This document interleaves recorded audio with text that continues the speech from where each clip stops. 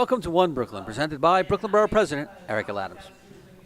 On this edition of One Brooklyn, Borough President Adams joins with high school students, parents, and youth organization leaders from across the borough to help mobilize a Brooklyn-wide youth-led movement for gun reform in the wake of last Wednesday's mass shooting in Parkland, Florida. The open dialogue was well received, but it's only the start of a spirited youth movement that is just beginning. Borough President Adams has been an outspoken advocate on reducing gun violence across America as both a legislator and a 22-year veteran of the New York City Police Department. And he announced that Brooklyn Borough Hall is an open hub for students and advocates to convene and organize in preparation for actions such as the March for Our Lives on Saturday, March 24th in Washington, D.C. Borough President Adams and the students had a press conference afterwards to discuss their meeting. Thank you. I am Brooklyn Borough President Eric Adams, and I'm joined by the faces and voices that will finally solve this issue around gun violence.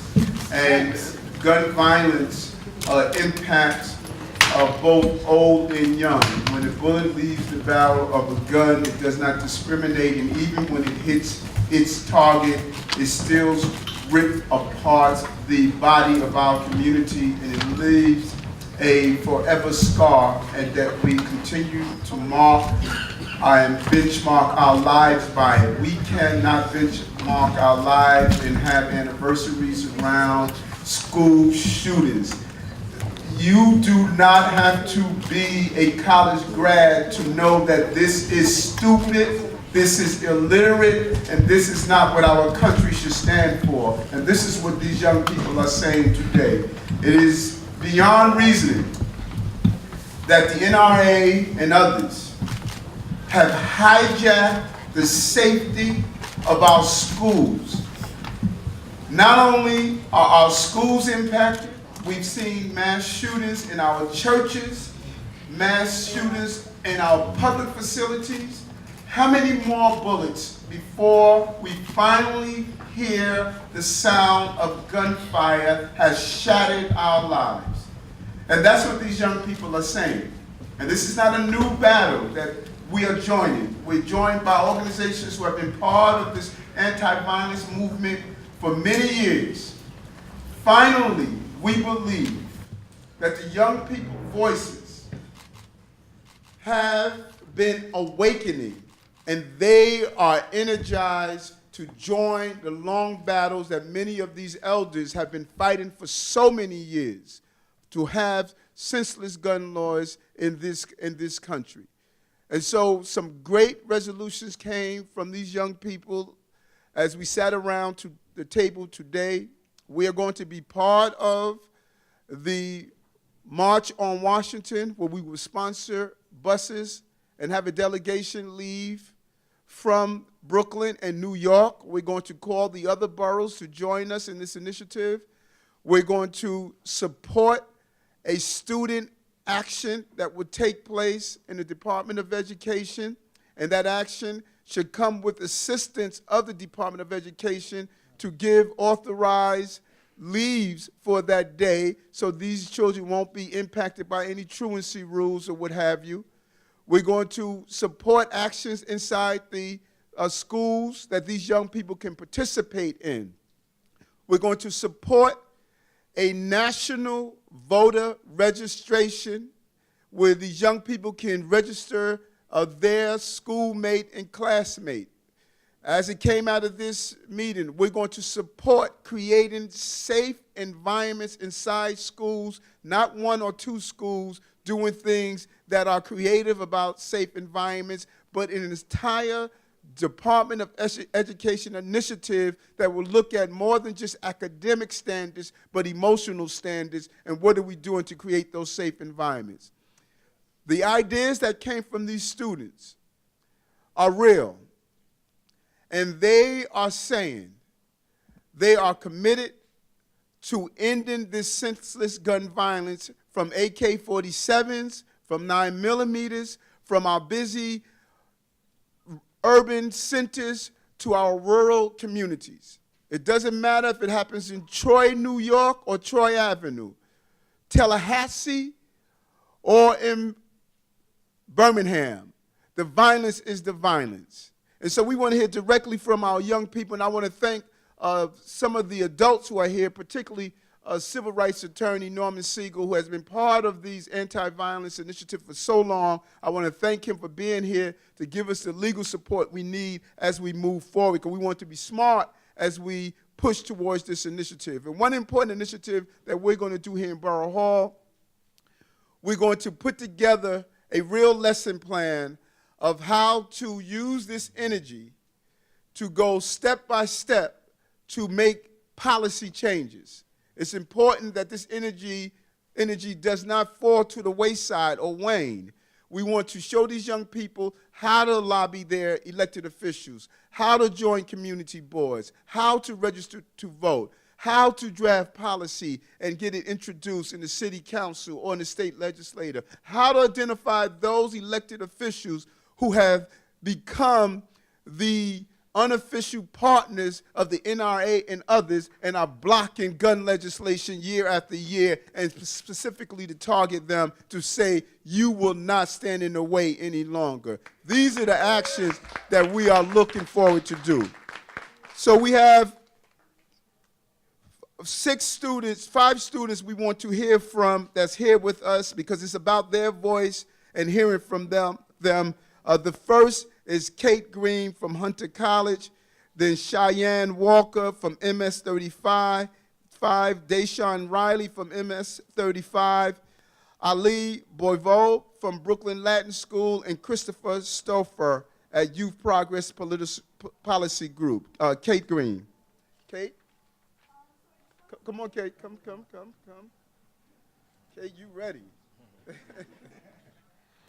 I just want to say that I think the most important issue right now is the fact that teenagers have even access or have even the capability to obtain guns that can do this much damage and can wreak this much havoc upon so many communities and so many families and so many schools.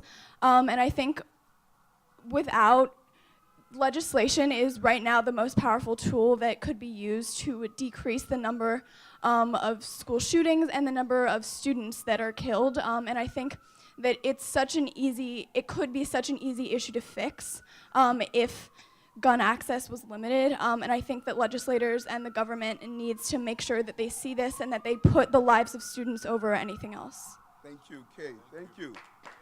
Cheyenne Walker, MS 35. Hi. I think that more people should start caring about this, because like the borough president was saying when he was on the train, and the guy was like, it's a shame, and he wasn't even talking about the shooting. It's like people care once their kids come into effect, but it's not only about your kid, it's about the community, because it's better when everybody comes into effect and can make this a better process. Like Kate said, I agree with her when she said that it could be easily fixed, and it can if more people start coming into action. Thank you. Deshaun Riley.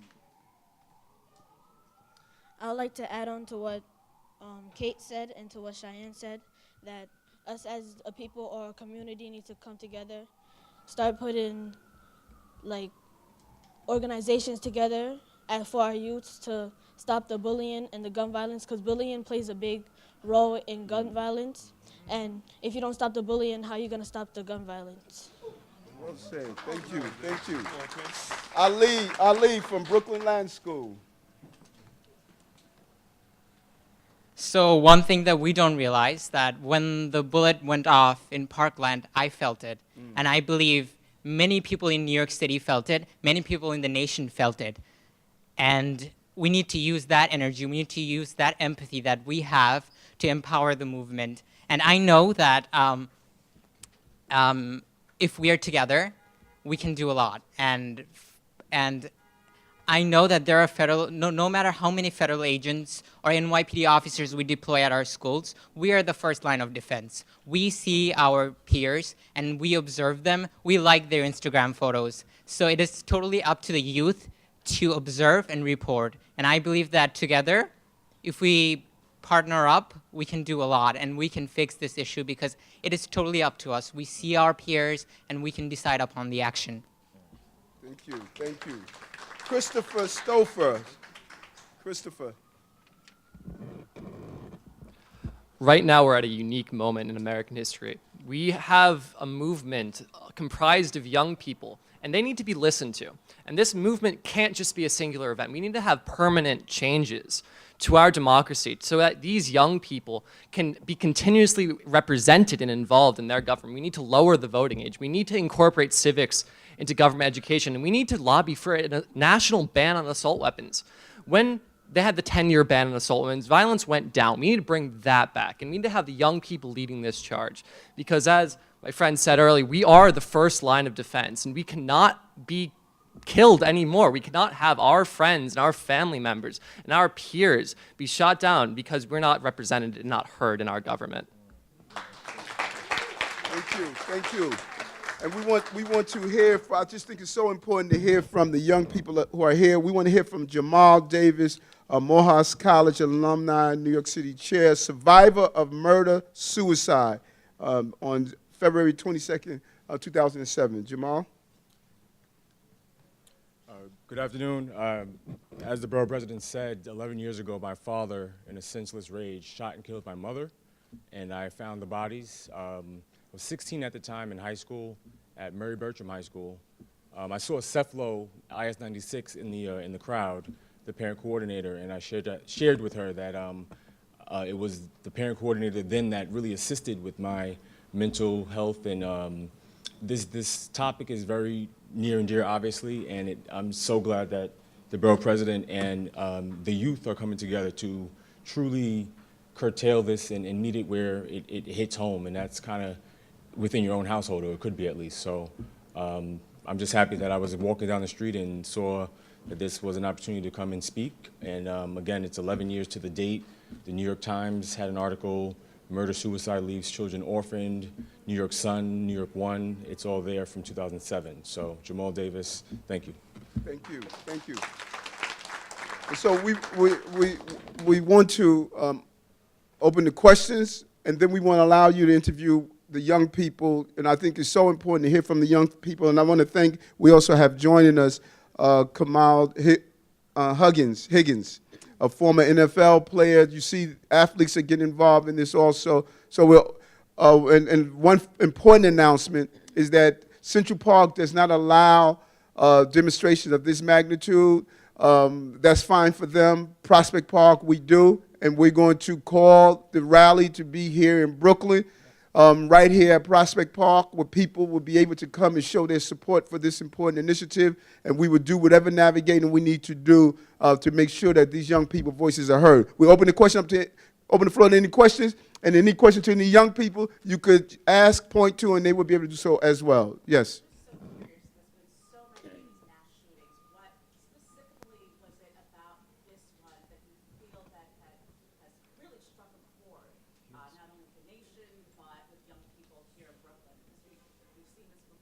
I think it's so true. And many of the adults after these shootings, if you go to the videotape, you will see that the adults attempted to use some of the old methods of lobbying the electeds, of really pricking at the conscience of the arrogancy of those who say, you got to pry these guns out of our hands. They did not hear our voices.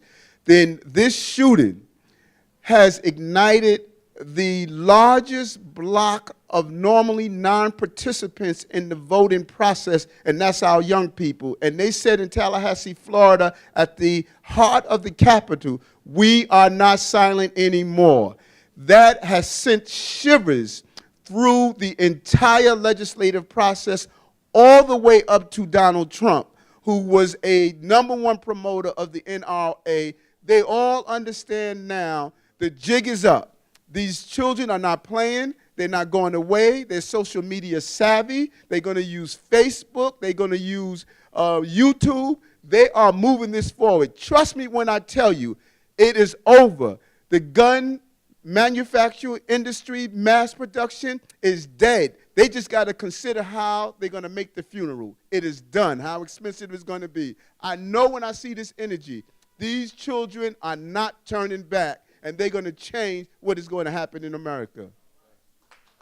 Yes. Control topic, it seems like the immediate steps you could take in the city are unified approaches across the city schools to, create safe spaces, some of the other stuff you talked about. How soon and how quickly do you think that can be accomplished? Because it seems like there's some immediate momentum there. I think that these young people, the ideas that came from them are amazing. As you saw, those who came to the microphone, extremely articulate, very clear on what they want. They're not trying to figure it out. They know what they want. More than once, we heard about the safe space. We have to reshift the Department of Education. Not only must our children be academically smart, they must be emotionally intelligent. Part of the agenda that we judge our principals and our schools should be how well you're doing in English, but how well are you using that English to bridge the gap between those who are hurting and have safe spaces and places and opportunities to identify that person and give them the care that we want. That can be done right away. We will be on the phone with the Department of Education today and say, let's convene these young people in the room to say, how should this safe space look and what can we do, hearing from them. They know what they want and what they need to be productive young people to develop their full personhood. We have to start listening. Yes. I'm sorry. Have one standardized, proven policy on creating safe spaces for children. Focus our attention on emotional intelligence. How do we respond in the heat of the moment? We need to really focus on that, and we're not doing it. 3, create a clear method where a young person who identifies a friend, a colleague, who is depressed, who seems suicidal, who says something that's dangerous, who posts something on Facebook, well, young people can go and tell that to someone of authority without getting someone in trouble, but getting them the services that they need. Those are beginning steps. And then let's convene around the entire city, focus groups of young people, and say, what do we need to do to create environments that is a safe space for you and your school buildings? And let's hear from them like we heard today.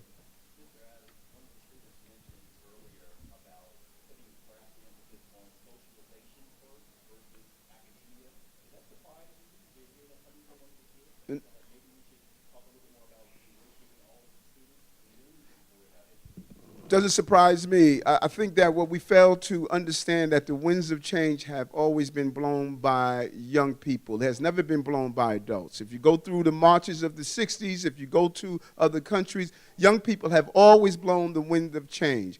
We didn't allow them to do so. We thought we can give them video games and give them things that will not have them focus on attention. Those days are over. Trust me when I tell you, I know this energy.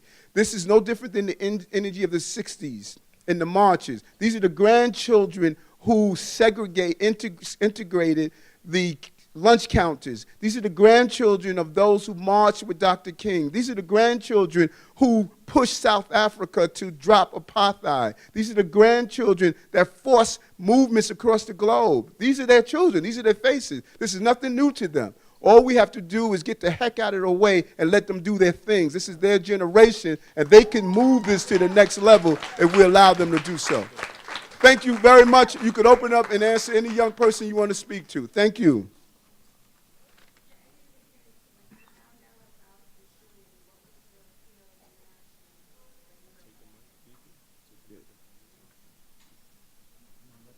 Yeah. Anyone you want to...